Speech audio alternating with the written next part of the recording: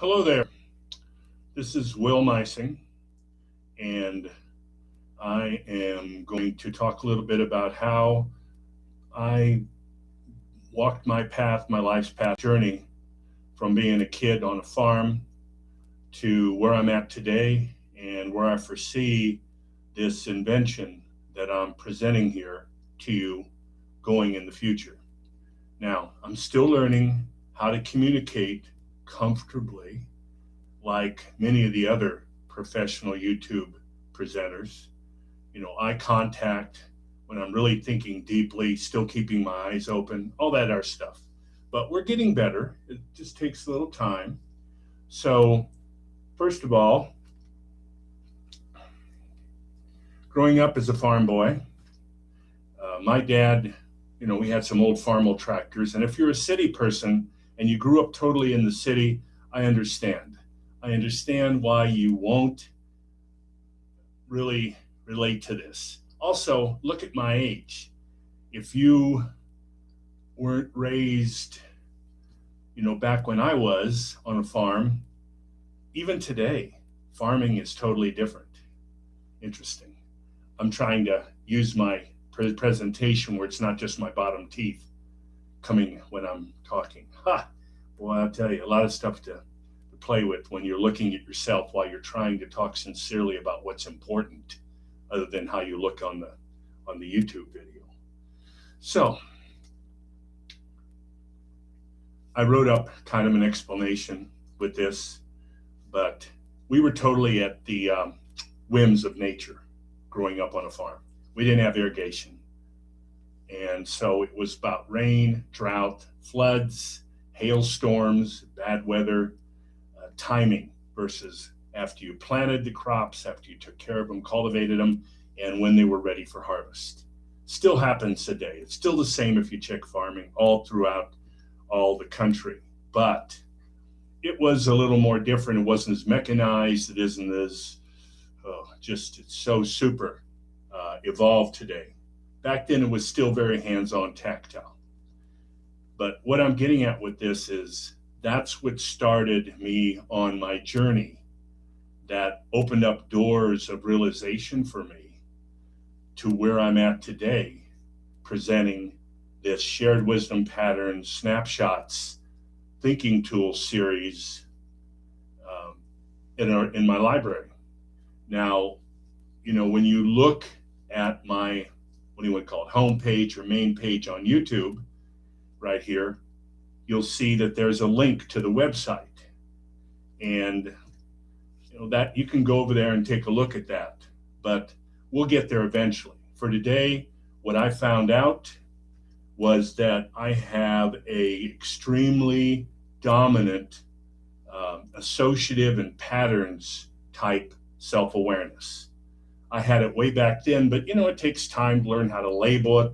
You got to go through different eras in your life, make mistakes, have successes, ponder them. You got to be able to reflect and think about it too, which I do a lot. So I took the early aspects of archaeology, even though I took courses later and understood. But it was surface archaeology. It was tilled fields where farmers had been making a living for well over 100 years. And after a huge rain, you couldn't farm, so I usually snuck away and walked the fields looking for items from inhabitants that lived there. Years ago, it could have been an early pioneer family from the 1870s, or it could have been, depending if it was in a nice location, Native Americans from 500 years ago, or it could have been even much earlier than that, when it was a different forested area after the glaciers, maybe 10,000 or 5,000 years ago. And I would walk around and I could identify different items on a tilled field that had been rained on, because that allowed the items to emerge from the soil. And I had an ability, I would collect and accumulate and start to group together by patterns different items. And they were all just pieces. But, that later when I took official archaeology courses, surface archaeology now is done with metal detectors and sonar and drones and all this. That wasn't there then.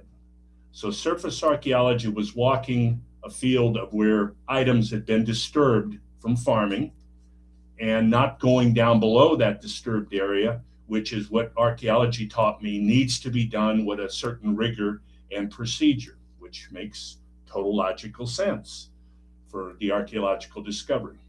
But for surface archaeology, that was my adventure and my passion, collecting, putting the patterns together, and lo and behold, with my mind, I could literally almost feel or sense the stories or scenarios that occurred back then. But that also motivated me to do a lot of reading so I could apply that knowledge on top of that or under it.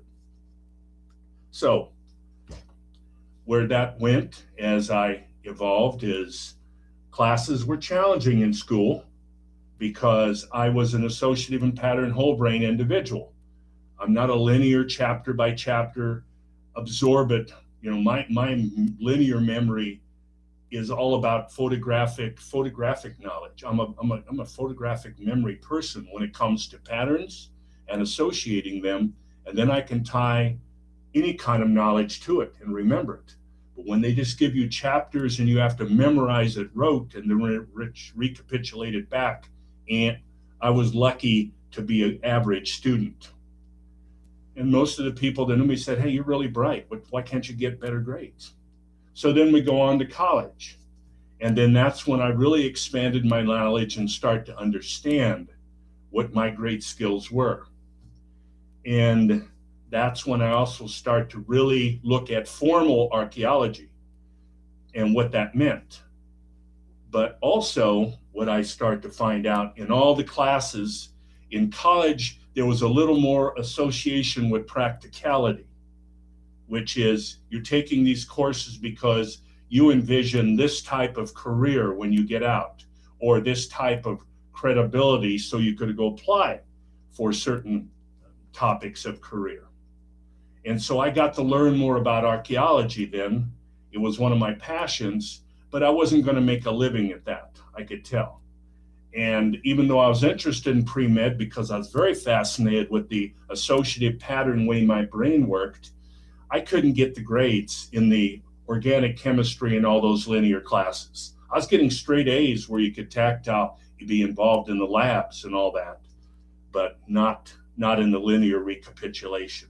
The way my mind worked, I had to see the whole subject, which you run out of time in a linear test because you're just supposed to stay with a certain amount of the content. So I decided, well, the best thing to do since I was involved in leadership there and a lot of things I realized that would be good probably in business, face-to-face with customers. So I start moving towards a business related. Move it forward again, okay? And now I'm out and I found my career. But before I move on, forgot one thing. I said it before, the classes that fascinated me is where I could interact with geometric figures. There was something about a three-dimensional geometric figure. I mean, it was fine in the book. That was two-dimensional and you had to kind of interpolate that it was three-dimensional. But if I could hold what they call a platonic solid in my hands, or I have a number of them in the class, the big challenge is, what value is that in learning here that you can apply in a career later? Probably not. If you're going to play around with geometry, you need to go to a certain aspect of study and career. Well, that wasn't really where I wanted to go. Move it forward again. And now I, at a very young age, am interacting with executives. And what are they doing? They're building large roads, highways, and buildings.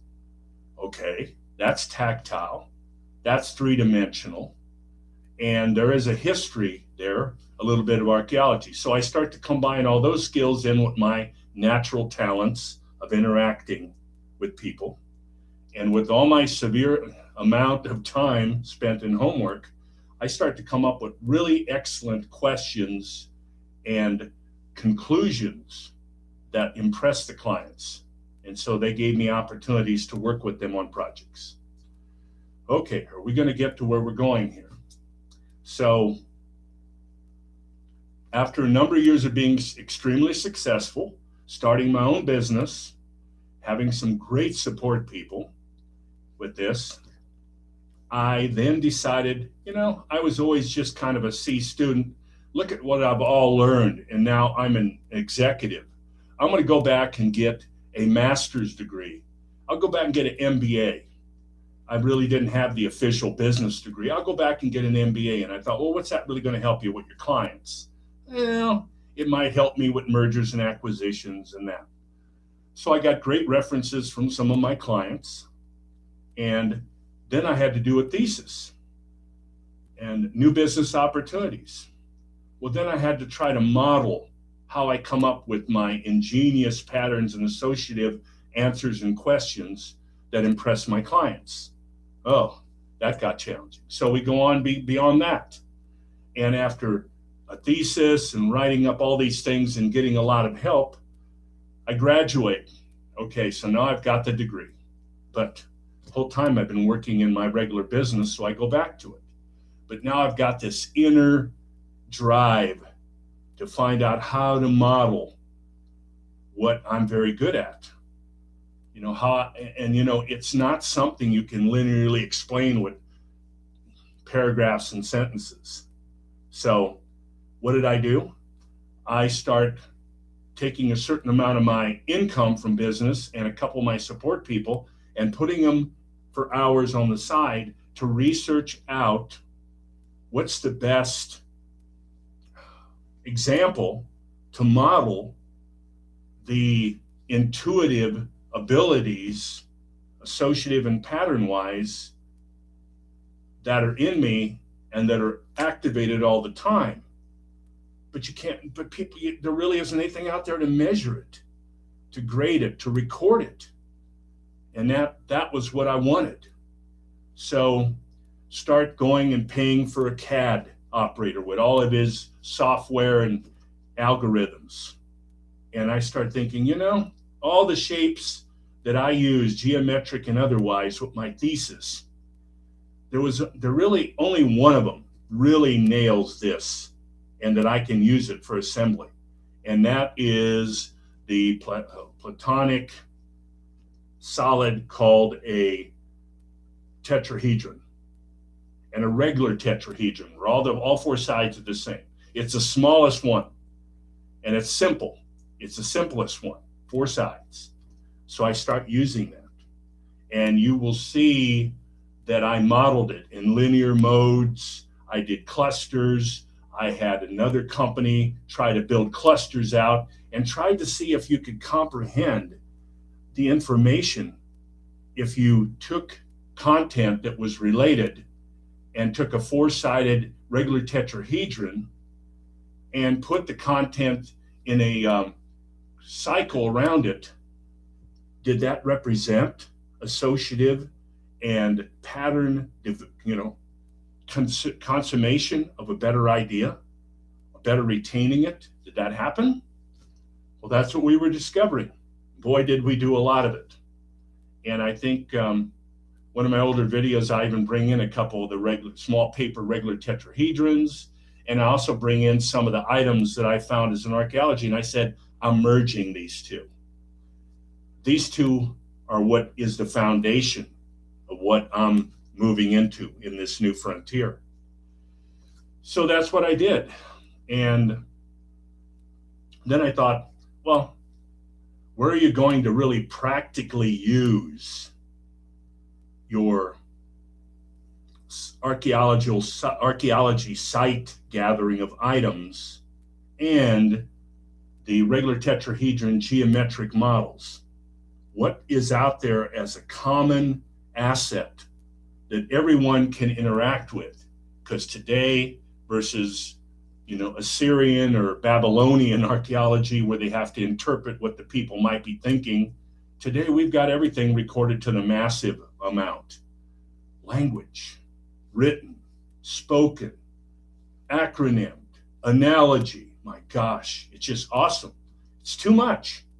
But I thought, okay, I'm going to go identify best-selling books, hundreds of them, but I'm going to take 10 at a time from the library and skim them and look for ones that start to resonate with me, that I can actually use my archeological inspection on each chapter, on each sentence, on each page of words. They're all consistent words everybody will understand, at least in the English language. And how do I capture them? Using geometric shape. So that's what I did. And that's the excitement that is in the shared wisdom pattern snapshots, or what they call swoops, what I call swoop series, that are in the library. And we used the regular tetrahedron formula to make a composition of how they're recorded. There's 7 sevens of regular tetrahedrons when you put them in a line, and it's a complete spiral, and it just goes on and on. So I looked for rules based on Platonic regular tetrahedron tactile assembly. Rules that came out, were consistent, that had both, geometric and all the other science type practicalities supporting them. And that's how the swoops series is put together. The RTH is the heart of it. It has 4 sides. And when I go in, when it comes to the archaeological surface item collection, I'm walking back and forth just like the fields after a rain looking for items. I'm walking back and forth through the chapters, through the pages. I'm not following a chapter 1, 2, 3, 4, 5. I'm going through the whole thing in a book, 400 pages, 300 pages. I'm looking for components that are connected. I'm looking for a really strong message that has wisdom and insight for everyone that is interested in it. And I've got a method, a breakthrough method of recording it. So I'm using a pencil. This is a pencil, and I'm marking up the book. And, I may find, 4 things that talk about a very important wisdom. And so I want to capture them and underline them. And I call them 1, 2, 3, 4, and they go around that RTH on a portrait in the middle, the heart of it, in a sequence of 4 of those comments. And if you read those 4, it kind of brings you to a conclusion or brings you to a focus. And then I look for, what leads into this RTH heart? And I'd find a section there. And I would circle that. And that would be what I call the summation box, and it would be at the top of the portrait. And then I'd look for where there's kind of a conclusion, assimilation of what the heart, RTH, and the summation bring together as wisdom. And again, all with words from a best-selling book that I am dissecting out. True hotspots of associative patterns meaning using language. And then I come up with a conclusion box, and those 3 items I place on a portrait in that best-selling book series. And I set them up in that portrait because, in a way, so that the mind, we're so used to reading left to right, bottom down the page. Even now with all the mutant acronyms and text methods of whatever, not even counting AI. Whew. But the reality is that the mind can be consistently connected with the way the portrait is put together. And it's surprising how quickly you can learn to go to the RTH, the heart of it first, rather than running to the top, to the summation box, like you have to run to the top of a page on page whatever in the book, or you got to run to the start of the chapter in the page, or you got to go look at the index. No, you don't have to do that. These are some really strong hotspots of wisdom, and they've been put together. So the heart of it, both your left and right brain are interacting with it. But then you got to go to the summation box, and the right brain knows that's the format. The left brain knows it's a format. You learn that with the portrait, and obviously you got to read language, and that's going to be left brain, interpreting language. So the dissected hotspot of language at the top is kind of the summation, the introduction. And then the bottom, well, you got 7 of those. Remember I said there's 7 regular tetrahedron sections in a complete spiral. So we made 7, following rules of geometry. That's what I wanted to do.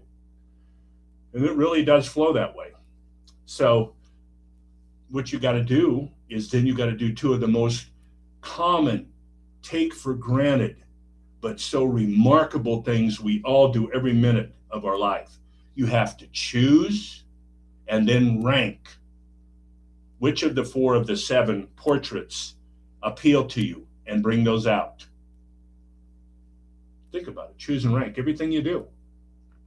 I choose to take my glasses off. I choose to take a sip of my tea. Well, look, I did one before the other. What made me do that with ranking? So simple. This is not the simplicity we're working about. We're working about or talking about a much deeper level of revealing of your choose and rank things. And so I said, how do you encapsulate? How do you associate? How do you create a embrace of what those dynamics are in everyone? And so experiential intelligence, we all have that our whole life, and probably some genetic. And then I said values, beliefs, convictions, no commas. It's like one big group.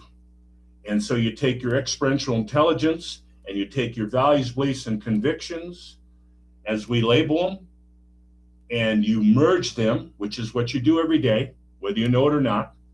And those are your rituals, your routines, and all the habits that you don't even think about, or you wouldn't be able to get through a day. And those are what are used as the judgments for looking at the 7 portraits and choosing 4 from either the heart of them or with the RTH or whatever. Once you choose 4, then we go into the ranking. On those 4, there are 4 summation boxes, 1 for each portrait, and you rank them 1 through 4. Same with the conclusion box. There's 1 for each of the 4 portraits that you chose. You rank them 1 through 4. And then when you finally get that done, then there's a page called the response report. And that's where you record them. So you record, these are the 4 portraits that I chose. And this is the ranking of the 4 summation boxes on those 4 portraits. And this is the ranking of the 4 conclusion boxes on that 4 portraits.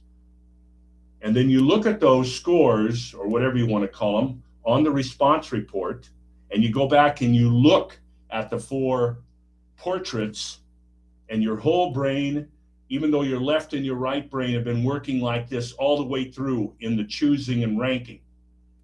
Some unifying, some separate, but they're getting more unified as you get that, the left and right brain, as you get that response report down to the final. Okay, now rank the 4 portraits.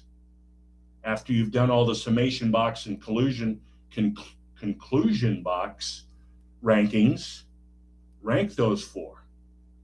And you rank them on the response report. Okay, so what does this reveal? How do you feel about it? This was a good topic book. It was a best-selling book. So there's content here that's useful in certain parts of your life. So you can just apply that. And you don't have to go read the 400-page book at the start. Each of those 7 portraits have the pages in the book, so you can go there to enhance it, embellish it. So it's just a great way to go deeper into who you are. And now you've got it recorded who you are, your experiential and values, beliefs, and convictions, judgments of your self-identity. And you didn't need to have any help from EI. You didn't have to Google anything. You just should do this a la natural, just who you are. And those records are going to become more and more valuable to you, also for matchup and for evaluation. They're going to become more and more valuable to you each year as artificial intelligence creates more and more how you choose and rank. Your experiential intelligence and your values, beliefs, and convictions that make your judgment will become a big mix, a mishmash of what you were before and how you thought, and now a hybrid blend, including the advice and the input and the suggestions and the thinking of AI. So that's a big challenge. And the last thing is, why am I wearing this green shirt? Because getting back to my farming, and that is the roots of where my archaeology, and geometry was all over around me. I mean, it's tactile when you're on a farm. Corn, grain, cattle, dirt, machines. It's not two-dimensional. It's three-dimensional tactile. So farming and growing up in nature was severely tactile, in a positive way, I guess. And one thing also, farm equipment. Drove a lot of it early on. And Dad loved John Deere. He loved John Deere. So John Deere was where I got a lot of my early farm equipment operating in the fields. Back and forth all day, tilling the field, watching the birds, watching the creatures running, swatting the bugs, feeling the sun, watching the sun go across the sky, looking at the clouds. It was fantastic. And, that's an experience that's probably not available for a lot of people today now. They have to go out and hike with their dog or go to a park. And they can get that there, but it's different because during that experience, I was contributing to the farm family's survival. During that experience, it was work, but there was a lot of assets to it when you're riding back and forth, driving a tractor, to just enjoying nature. So that's what I've got right now. Doing better with the presentation. It just takes time. So you take care. Bye.